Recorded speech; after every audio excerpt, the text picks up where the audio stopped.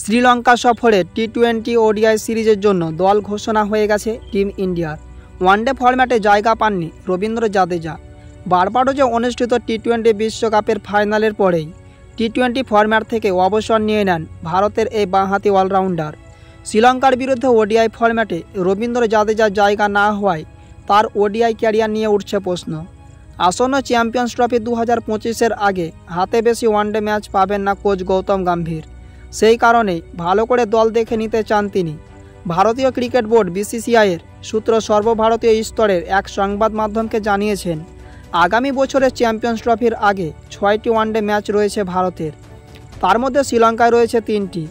যা ম্যাচ হাতে পাওয়া যাচ্ছে তার ভিত্তিতেই অক্ষর প্যাটেল ও ওয়াশিংটন সুন্দরকে পরীক্ষা করে দেখছে নির্বাচক কমিটি। রবীন্দ্র জাদেজার ওয়ানডে রেকর্ড বেশ ভালো। তার ঝুলিতে রয়েছে 2756 রান ও 220টি উইকেটের মালিক তিনি।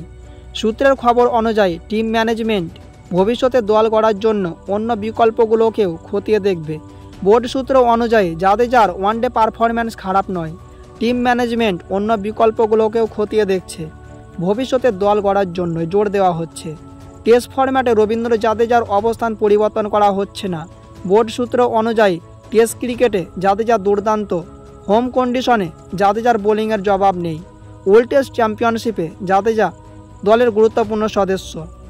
আগামী ওডিআই ও টেস্টে তাকে নিশ্চয় টিম স্কোয়াড ও প্লেয়িং 11-এ রাখা হবে।